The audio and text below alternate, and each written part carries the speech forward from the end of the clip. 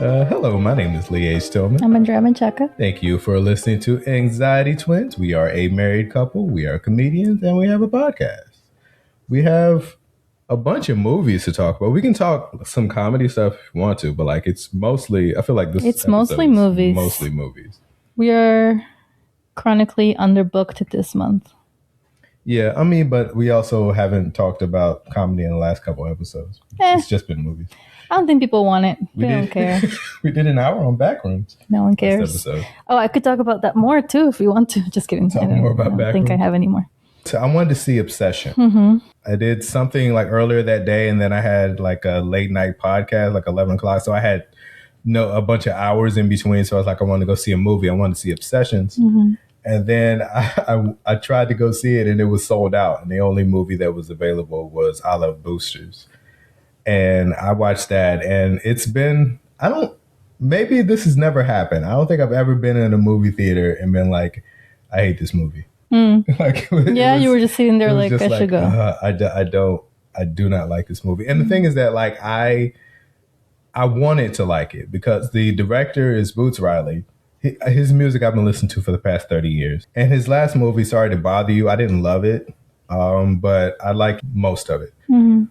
And this one, it was just individual scenes are good, but when you put it all together, it doesn't make sense. And there's so many things to like about it. Like it uses practical effects.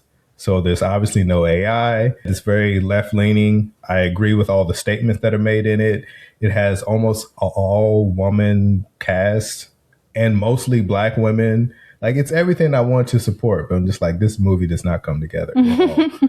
I saw people say that this was Keke Palmer's best thing ever. I don't love Keke Palmer. I don't, as much as I want to support her. I'm glad that people enjoy her. I don't love what she does. Sorry to this man. But I don't see how this was any different than anything else that I've seen. Like I've seen her in other stuff. I don't see it. I don't think. I haven't seen it, but I'm just saying. Like some people were like, Keke Palmer does great on this. Yeah, and I didn't take that to mean that the movie was great. Mm-hmm. Just like her part. Yeah. But yeah, I did not enjoy that movie at all.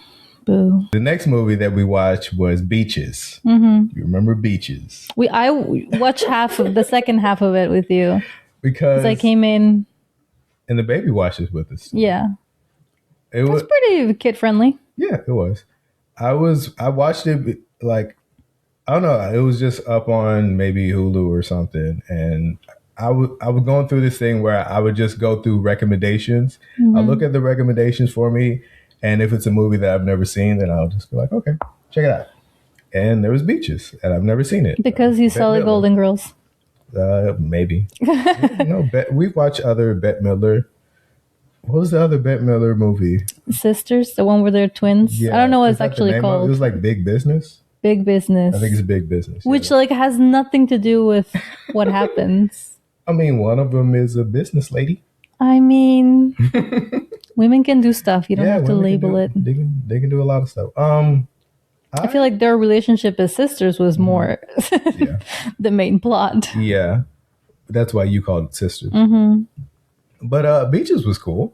Like it's one of those movies that is kind of famous for like making people cry. I think people cry at the end of it, and I didn't cry at the end of it, but it was it was good. Like I saw it because what's her name, Maya, the one that plays her as a kid. Mia, I'm gonna mispronounce her name. Mia Bullock.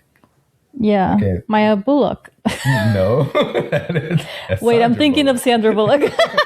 Mia. She's Blossom. Blossom. Yeah. I saw her acting as basically a little tramp on a short on TikTok, and I was like, what movie is that? So I went and I looked for it, and that's why I saw it. But I saw it months before you saw it. Okay. I didn't know that you had seen it. Yeah, we talked about it when it was on. Oh, yeah. You said that you had seen it, but then the entire time we were watching it, now I remember. Mm-hmm. The entire time we were watching, you were like, oh, what's going on? Like, you didn't know. I just remember the parts where Blossom is like, ah. Which is just the first part of the movie. But that's the best part. She disappears after that. Yeah. How did you feel about it? Did you like Beaches? Yeah, it was cute. Yeah. Good movie. I mean, I told you it was going to be the same as green fried tomatoes when this... Tomatoes? Whatever. it makes more sense Put to some go respect on color its name. than quality than item. That's how it goes in that order. Where the two friends end up moving in together and raising the baby, except in Fried Green Tomatoes, they were like wannabe lovers. Like they never like were in an actual relationship, but they were like girlfriends. And in this one, they were actually just friends. I'm But trying to figure out who you're talking about. You talking about the old lady? yeah, You thought that they were lovers? Fried Green Tomatoes, the young women, when the one of them divorces her husband because, well, she doesn't divorce him, she just leaves him. And then she moves in with the other one and they raise a baby together. And then when they ask them, like, why are they living together? She's like, she's my best friend ever. But the whole time, low-key, they're in love, but they never actually do it. Whereas in Beaches, they actually are friends and they just live together and they're raising the baby together. Yeah. So it was like a similar thing on that. I do feel like the one girl wasn't, like, she's clearly a lesbian and she's in love with the other one, but the other one isn't a lesbian, so they're just kind of like living together. And they're okay. Yeah, and the other one, the lesbian one's like, I mean, better than nothing. Yeah, it's better than nothing. She has a family. But when we were watching Beaches, I was telling you, I feel like this is going to be like Fried Green Tomatoes, even though I had already seen it, but I forgot. And in that, they end up raising the kid together, and it did end up going that way. Yeah. And then one of them dies, and the other one keeps the baby, which is also what happens in Fried Green Tomatoes. Yeah, I feel like that's a pretty popular plot point. I feel like that's friend takes your child. Yeah. Where else does that happen? Two ladies that love each other, but they can't show it because it's the 80s.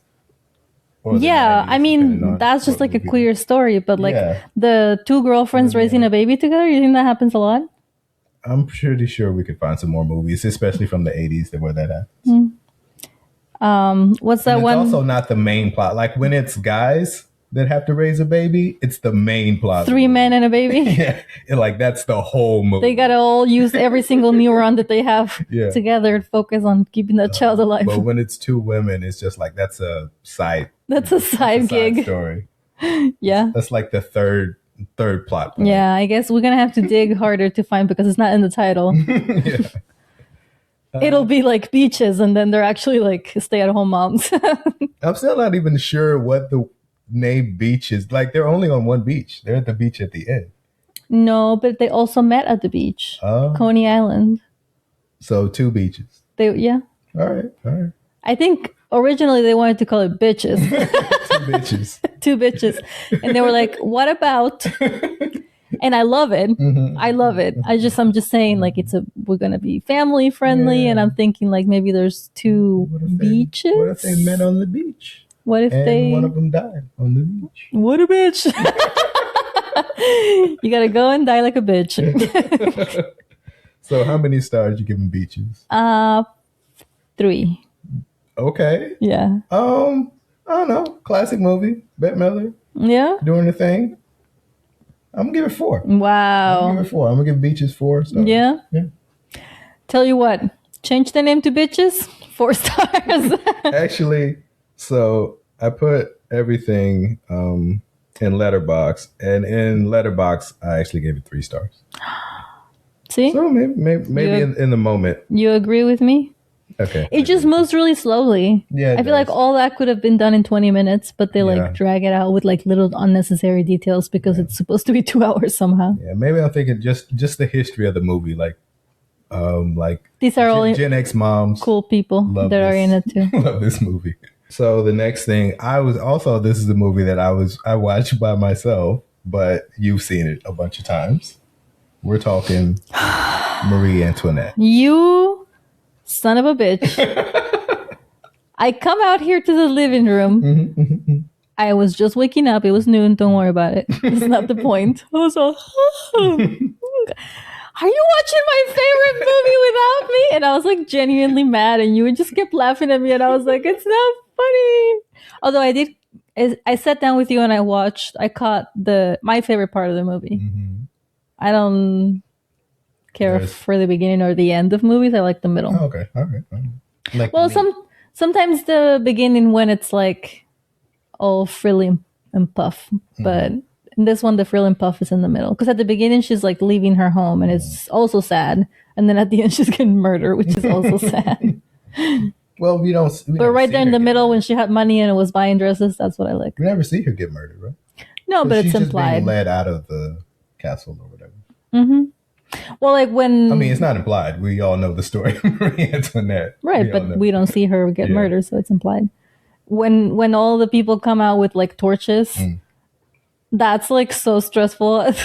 But what's your favorite? And can you imagine like shooting that scene? The scene where they're... All the villagers have torches and they're outside. Like how many times? Why would that be more stressful than any others? What do you mean? I don't know. It's just a scene. Why is that? No, like to shoot. Like, can you imagine like how much budget do they have to have all these people out here with torches at dusk and just have it happen like just perfectly? I don't know if the shot of her bowing to them is superimposed over like the actual, like, is that at the same time? But it's a cool scene, but from there on, it's just too much. Even when she loses one of her babies, it's like already like, I'm out. I want to go back to the part where she... So I like it when she creates a cottage, because that's like... I feel like that's something that happened to me when I became a mom. I was like, eco-friendly, everything has to be like perfect in this way, and we have chickens and they lay eggs and like all that stuff that I was like pretending like I lived in a farm, but really is like you get like 2 eggs and then you buy eggs. Like it's not for real. But what you never said your favorite scene. What's your favorite scene? What's my favorite scene? It's there's a lot of people in Versailles. Is that? Oh yeah. What's the line? There's a lot of people in Versailles. That's it. Okay. That's your favorite. If I ever say to you, there's a lot of people in Versailles, you can deduce that I hate you. That's what that means. What's that mean? I just love it. If I say this, then it means that. I love it because it's like she finally understands the rules of court. Like it takes her a long time at the beginning. She's like, this is ridiculous. And they're like, this is how things are here. And then later, eventually, she like makes it work for her because they're like, you have to talk to the king's mistress. And she's like, no, thank you. And they're like, well, you don't have a baby and you keep being a bitch. You got to pick. Like, you either got to have babies or be a bitch. You can't do both. And she's like, fine, I'll talk to her. And she just has to say something. So she like says the most basic thing. And it works. The other girl is like, oh my God, yes, there are. And she's like, oh God. And then everybody else, like the 2 bitches who are like always like so mean, talking shit about, because they're trying to be nice to her because they're like, she's the queen. They have to be nice to her, but also they hate her because she's from Austria. They're like, when she talks to the mistress, they're like, well, I knew it. I knew it all along. So this isn't a movie that you like from beginning to end. Like you're not like a. I mean, I usually watch the whole thing, but the middle is my favorite part. It looks beautiful. It's a beautiful looking movie. And all the dresses. There's so many times you can just pause and it just looks like a painting. Like it's because they're actually in Versailles, which is like one of the first times that was allowed. But replicating that would be so difficult. Like the halls, like when she runs down the hall, like it's not like they just have like a background set. They have like freedom of running up and down this thing. Makes you feel how big it is. Yeah, but also, I mean, there's a lot of choices that Sofia Coppola makes directing that makes it just looks beautiful. All the music and the dresses are contemporary, but with like a vibe of making you feel like it's of the time. Yeah, I remember that being a thing that she's using more. It's not contemporary because it was like mostly music from the 80s and 90s. So it wasn't contemporary to the time. Right. But it's contemporary compared to Marie Antoinette time. I feel like that's the first time someone ever did that. Like that was a big risky thing. I remember people talking about that she was like using more modern music. Even now, like Bridgerton uses modern songs, but they do them instrumental so that it sounds like it was an old song, but then it's like, thank you, next. I feel like this movie is kind of the beginning of all of that type of period piece. Like this is the beginning. A lot of it is kind of like modeled after it. Like they tried. It's like a cheaper version, but Also, do feel like the beginning does move like really slow. It's a really slow paced movie. The letters from her mother are like, ugh. I told you, like, imagine you get a letter from your mom that's like, you're hot. How come we can't do it with your husband? What's going on? Get a baby in that oven. Let's get a baby. She's 15. But my issue with the movie is that by the end of the movie, you are siding with royalty. They make it seem like the people of France were being unreasonable. Like, well, I think they try to make it seem like these two particular royals are just really dumb and young, which they were. Yeah. Well, yes and no. Like, Marie Antoinette was in her 30s when she died. So, like, yes, she was married when she was 15, but, like, she was a grown-up. She wasn't, like, a kid that... But it was, like, a series of terrible decisions, like, one after the next. So, they just kind of made you feel like, oh, they did the best they could, and they were just... I'm like, well, if it's not the people's fault, and it's not the royalty's fault, then what happened? Like, it was America's fault for needing money. I guess. I don't know. Broke ass bitches asking for money from France. But my issue is that by the end of the movie, you are rooting for the royalty. Like, they were the good guys. And I just don't like, it's kind of hard for me to sit and be like, yeah, the people of France were being unreasonable for yelling at Marie Antoinette because they were poor. Like, the royalty that she knew in Austria was way less ostentatious than it was in France. And it was like just how it was, but it was expensive. And then she just like fell into it, supposedly. I don't know. Like, I don't know all of the details, but I think what the movie's trying to say is that what's wrong is like having royalty, having those parameters of like the people in the court. One person has a feather and then the other person was a taller feather, and like all the like unnecessary expenses. Disagree. Okay. I finally did get to see Watch Obsession like on a Tuesday, and it was still like, it was a small theater, but it was still sold out. And it's great. Everything that everybody is saying about it is true. Yeah. I do think I like Backrooms more just because, even though I do have issues with Backrooms, I do like a Backrooms more because Obsession, as good as it was, you know exactly what's going to happen. Like, someone, makes a wish on a monkey's paw, and of course, they get their wish, and it goes not the way that they want it to. That aspect of it, nothing really changes. It's pretty basic, but it's just done really well. I know I'm not going to say anything that anyone else hasn't said already. It's a great movie. Should I watch it? You would be terrified. Is there a lot of actual slashing? Yeah, there's some. I don't get terrified. I'm just like, ugh. I mean, there are like jump scares and stuff like that. And there's some creepy stuff. Like, there are times when I could watch it, but I need to get an extra large hoodie. And then you wear it, and then I get inside of it, and then I sneak head out. Yeah. Just my eyes, just like right here. And then I close my eyes. And then it's like I wasn't even there at all. Yeah. That's how I like to watch horror. So glad we paid for this movie. So that oh no, I plan on sitting on your lap. But we'll just tell the ticket person, we don't need 2 tickets. I'll just sit on his lap. So the next movie that we both watched together was The Godfather 2. Yep. And how did you feel about Godfather 2, 4 hours? We were high for that one. So it's a little bit harder to follow the plot and stay awake. And I currently don't remember anything about it. That edible like knocked you. We took edible and like you were knocked out. That's what weed does to me. I fall asleep. Yeah.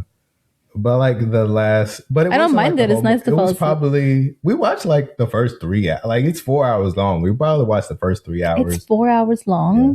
No wonder I fell asleep. Yeah, that's part of the reason. Yeah. And you watched. And yeah, next time if we watch The Godfather 3, I'm going to need to do cocaine. I don't think I can do weed for that one. I'll be like, wait, and who is he? Just like every 2 seconds. Coke is more of a Scarface thing. Well, I do remember they get separated. I didn't think that was going to happen. I thought that he was going to strong arm her into not leaving. Well, at first he tried to talk to her like she was a child.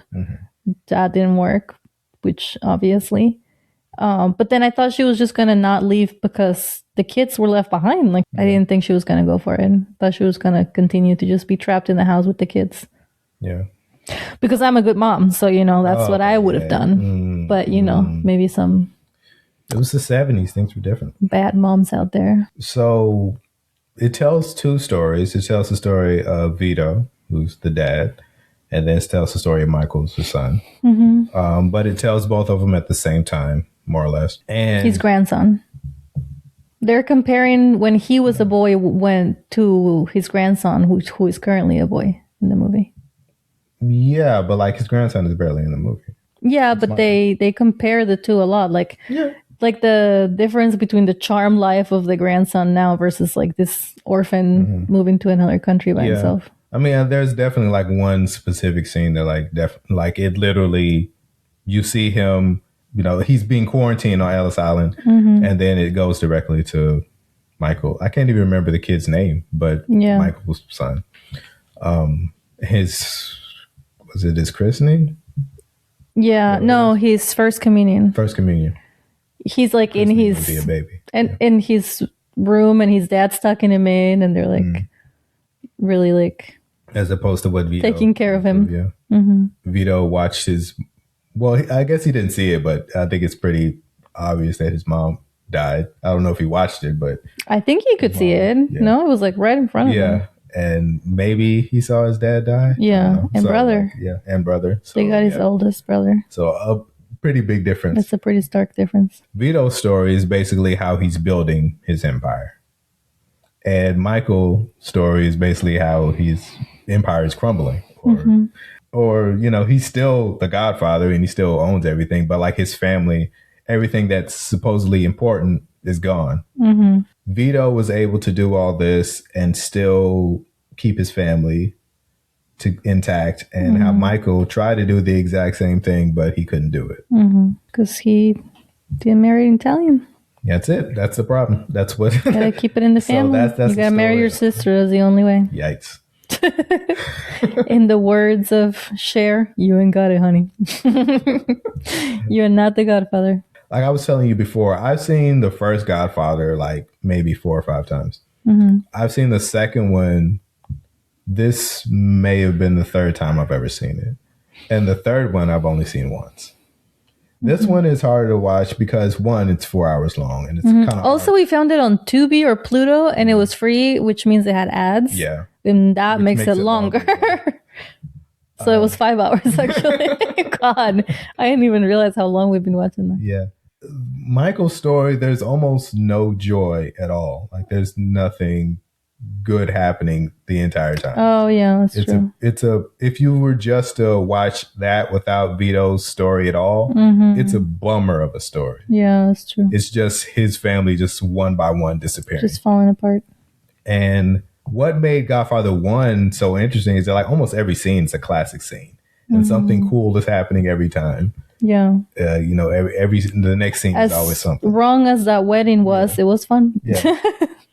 So Michael's story is just everything falling apart. And Vito, the only joy in the movie is Vito's story, which is him you see him becoming the Godfather, even though they kind of skip how he goes from being this kid with, I guess I think it was smallpox. It was definitely just a thing that you quarantine away. He's not like permanently damaged. Yeah, like he keeps saying the thing where when somebody does him a favor, he doesn't forget.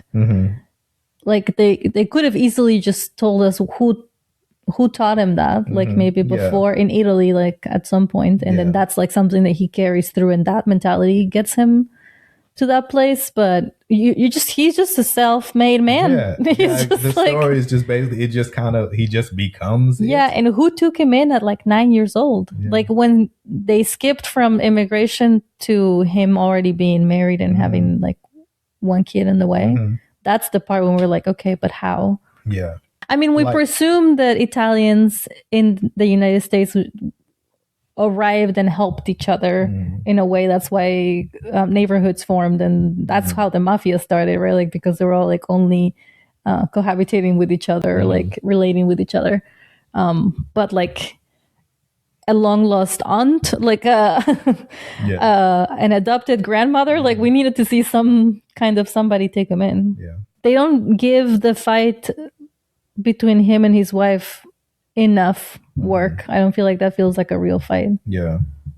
Also, I did feel like the door closing scene was a little corny. Because they were trying to recreate what was happening. The first movie ends with the famous door, like, never ask me about my business.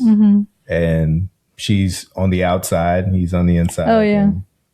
Someone comes and kisses his ring and closes the door, and that's the end of the movie. And she's left outside. Yeah. So that was that. And then this movie, they tried to do the same thing. It was more or less the same scene where the kids are standing with Michael and she is standing outside, and then they close the door. I'm like, I mean, I see what you're doing. I didn't even catch that, but it's like it's the exact she's always going to be on the outside. Yeah. They have you rooting for the Italian woman that died in that car. If only she was here. Oh, Apollonia. Do you remember her name? Yeah, Apollonia. Of course. I know English. Monday, Tuesday, Wednesday. That's me. So, how many stars you giving Godfather 2? 3. 3? I'm gonna give it 4. But only because I didn't watch the whole thing because I fell asleep. I don't think I... Well, I mean, I saw... Was that closing door the last scene? The last scene is when... See, I'm getting sleepy just thinking about it. Spoiler alert, Fredo dies. Wait, who's Fredo? One of the most famous deaths in all of cinema. Who's Fredo? His brother. The bald one? On the boat, yeah. On the boat, he dies. Yeah. You didn't see that? I don't think... I'm not sure. I just ruined the Godfather. I feel like I remember that. I don't know. It's okay. It was already ruined. It had a 3-star rating. Fredo, he kills his brother. And then you see there's the final scene where we go back in time to what was happening on the first Godfather, which may have been a cut scene. I don't know. But it's all of his family that was there before, and they're talking, and it's right when something happens to their dad. Oh, that's the other thing. His sister is trying to marry some guy. Yeah. But she doesn't have the money, or like he doesn't have the money, and then she leaves all sassy, and then a few years later she comes back. She's like, I'm ready to come back now. Yeah. No details. Yeah. So now... Just in time to be the kid's mom, because her mom has been kicked. Their actual mom has been kicked out. That just happens to work out perfectly, and we have no more information. Yeah, there was a kind of a weird thing that she leaves and she comes back and she's just all complacent. Yeah, she just changed her personality because she got a lobotomy. What happened? She just comes back and she's like, I'm ready to kiss the ring. Yeah, and it would have made more sense for her to leave too if you really want to make it seem like all of his family is gone. She's the only one that's still there. Yeah. Also, she has her own kids she was apparently not taking care of because her mom was like, go see your kids. Everybody's always telling her to go see her kids. Now she's parenting someone else's kids. Not the best person, and she barely can do her own. Anyway, I have way more quarrels with this movie than I did the first one. Yeah. The mom had a few more lines. Yeah. Mom had some lines. And then his sister and Kay. Yeah. So it's the same women from before. But no one else. The oldest women get lines. Her mom, when she's young, barely says anything. Like in the scenes where they look back. So they at least get one. And yeah, pretty much it feels like whoever wrote the movie. I mean, it feels like they're like, I mean, why do women do shit? I don't know. It's unclear to me. I mean, they just sometimes make choices and they're now they're gone. They do things. I'm sure something will. Sure they'll land on their feet.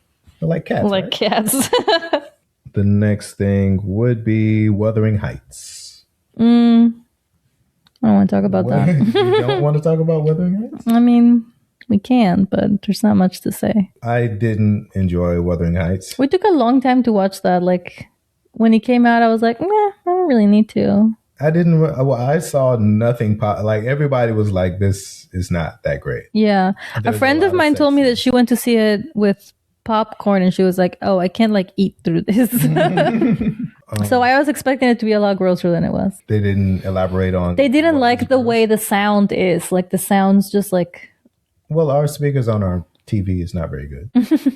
Maybe, but just like the way that you can hear like the ASMR of like you can hear some things that are not necessary. I don't know. Maybe in the theater it was. Which is why I was like, I don't get that at all. But I knew of the story, but I've never read it, and it didn't seem like anything that interested me.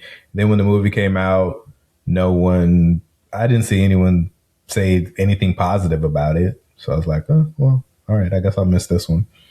But then it's on streaming, and you wanted to watch it, right? No, I think I'm pretty sure I didn't. I feel like you picked it. No. We're both watching something that we thought the other person wanted to see.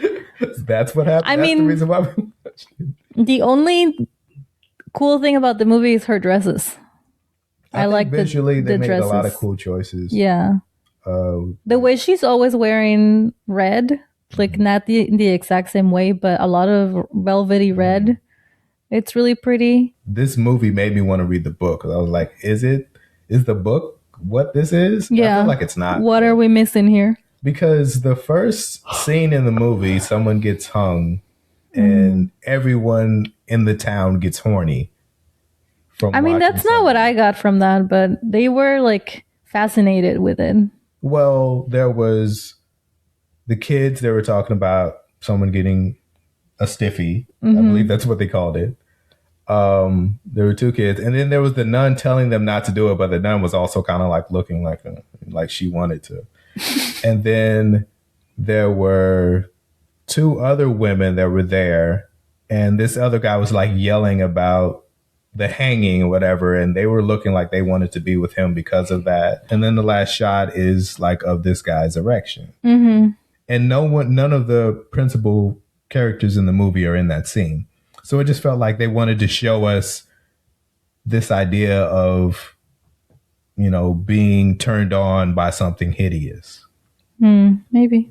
And then later on, they bring it back when Isabella wants to go to a hang-in, and she's like, no, you don't want to do that, even though she liked it when she was there. So I feel like the first scene was trying to set that vibe of this is what it is. So the first time we hear about Heathcliff, he got beaten. Apparently, like the father found him because he was being beaten, and then he gets brought in. So that's another someone being physically assaulted, but there's love there.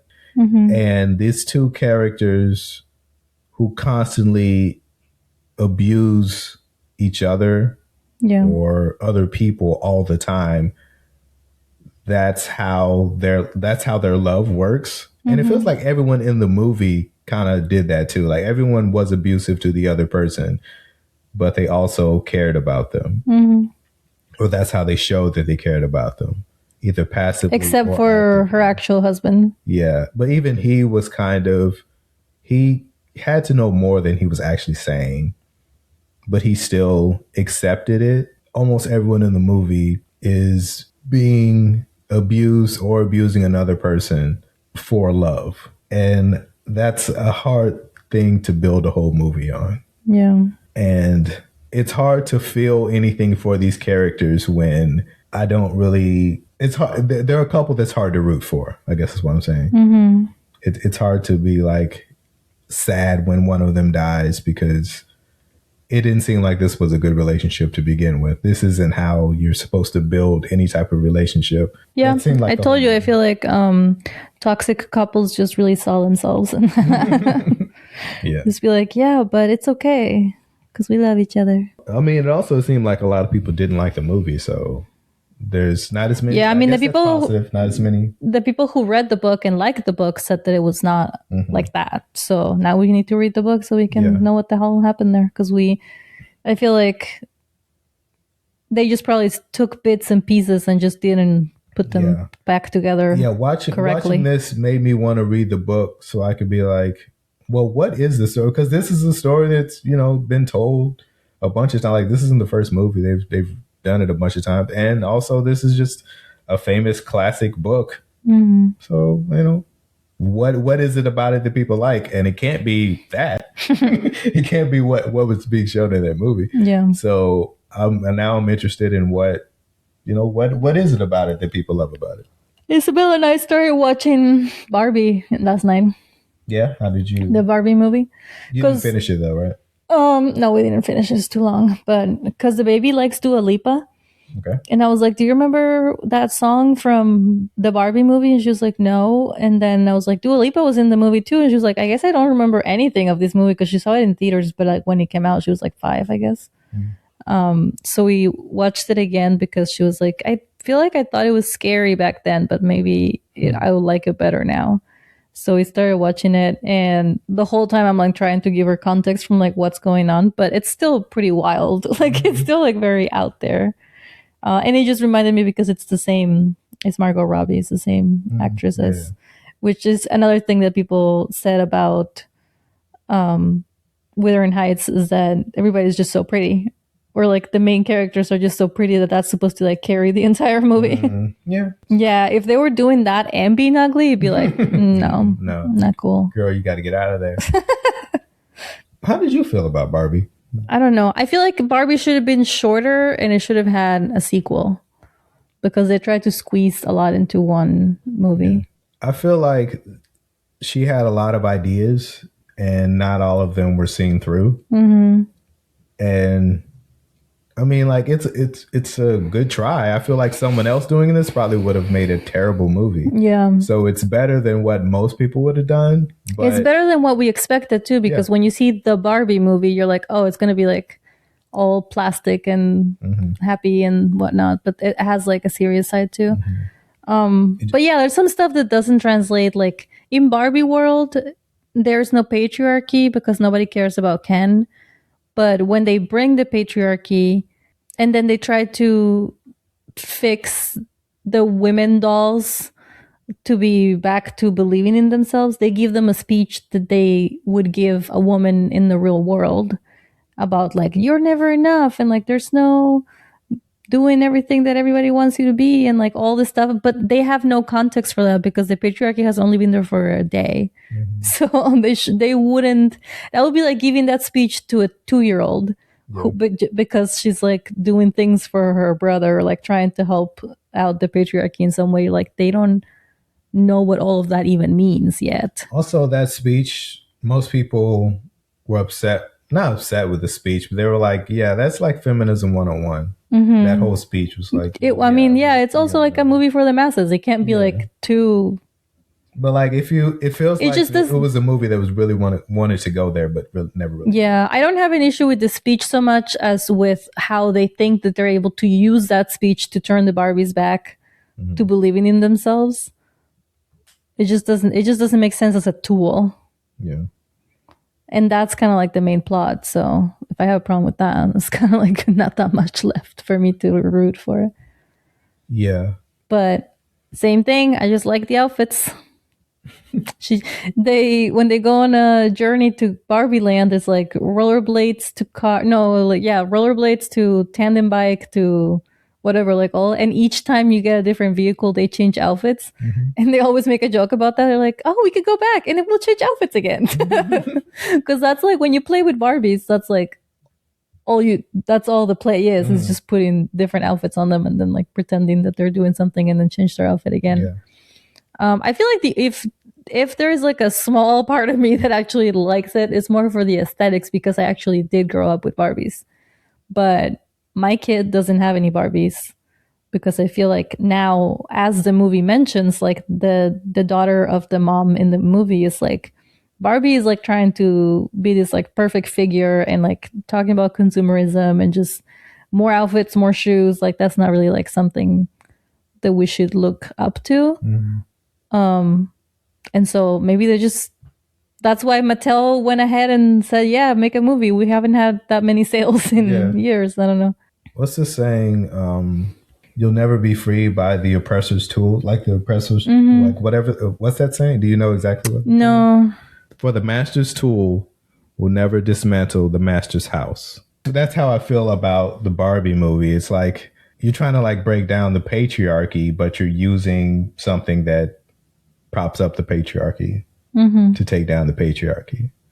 So what are you saying? They just have Like, the most beautiful, most blonde, skinny woman be like, everybody's beautiful.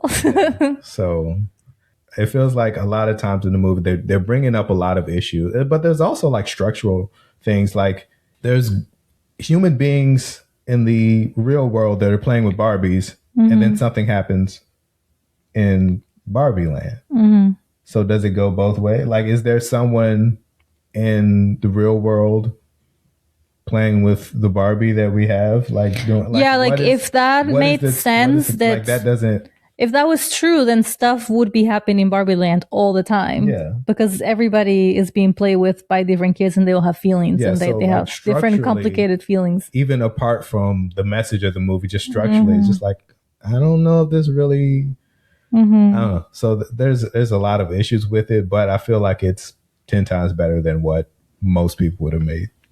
What's the name of the guy that plays the CEO? He's in an Elf. Will Ferrell? Yeah. His appearance in the movie is like some of the best parts of that movie. And it's and it's so funny because that's literally what they say. Like Barbie's like, before I go, can I talk to the CEO? And he's like, I'm the CEO. And she's like, COO and CFO, and like they're all men. And he gets really offended. He's like, I understand what you're trying to say. We had a woman here one time in the 90s, and so that's one right there. And then there's another one, and there's a Rosa, and like just like trying to find like he's like defending himself, but it's so like it's just so funny. Yeah, that's the thing. Maybe you just needed more comedy along the way. Like parts of it are like. It's pretend and it's really impossible and make believe, but it's also not funny enough. Like it's not leaning into funny that hard. Because if you tell me that like people are playing with her and then also wink at the fact that like no other toys are being played with or something, like make a light of it instead of just like pretend that's just how it works, okay? Or even say that because that's how it works when you're a kid. Like when you're like. And then pretend she can fly or like whatever. You just make up rules along the way. They also, that's kind of what they do when they're talking about going from the real world to Barbie land. They're just like, well, we just did it. Yeah. I like that. So that was kind of that. Yeah. When they're like, just don't think about it too hard. Yeah. You do it backwards. And they're like, do you mean like each thing backwards or like rollerblade backwards?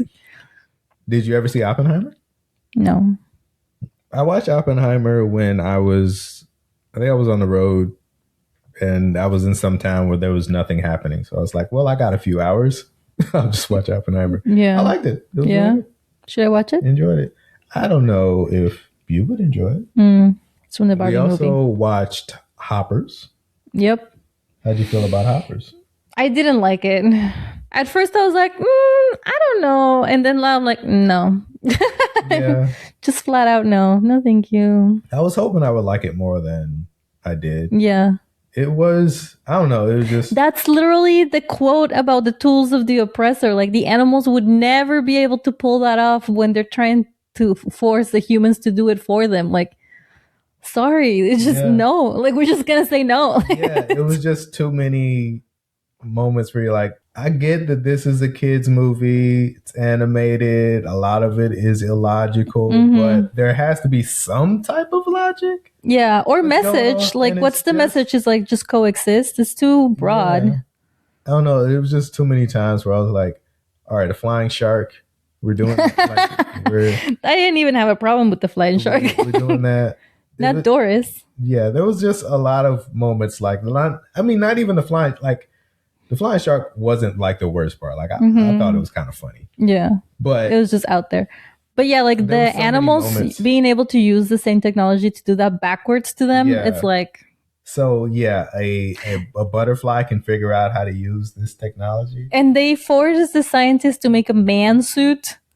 In like a day. less than that. Really, it was hours. It looks just like the mayor. A whole suit. It took her years to make that first thing. Yeah. And she just makes a man suit. It was just like a lot of things. It was like, all right. It was a lot of small things. It wasn't like one big plot point to me anyway. It wasn't like one big thing that was like, all right, this is too much. It just felt like a lot of small things. So it's like, all right, this isn't adding up at all. Like even the fact that she's 19 and she's graduating from something. Yeah, we're not even sure what right it is for either graduation. High school. It's either too late or too early. What if she just like stayed in high school for like 6 years? Unless the movie takes place over years and it's college, but I don't know. Maybe that's the more logical explanation, but I still don't know. Too many small things. So I was like, it was just adding up. Like none of this. Yeah. Someone just was throwing stuff at the wall, and they were just like, all right. It was very much like, okay, we feel like kids want to hear about the environment, and they want to talk about big business and like whatever. Like they had a lot of big ideas, but yeah, it just didn't go well. How many stars you giving Hoppers? 1. 1 star? It was that bad. 1 star is like, this was the thing that was made. Like that's that's what that means. I didn't think it was bad. I'll give it 2.5. Yeah? Yeah. Oof. 2.5. That's so many. I'll give it 2.5. That half, it's not deserved. Yeah. You just slid a. I'm gonna write a number of stars on this piece of paper. And slide it on over to you. All right. So that's our movie review episode. That's a lot of movies. Went through a lot of movies. We're gonna try to start having interviews. So that may be the next. You get to meet more comedians that make no sense. Hopefully, we'll get that done. But until then, my name is Lee H. Tillman. I'm Andrea Menchaca. Thank you for listening to and watching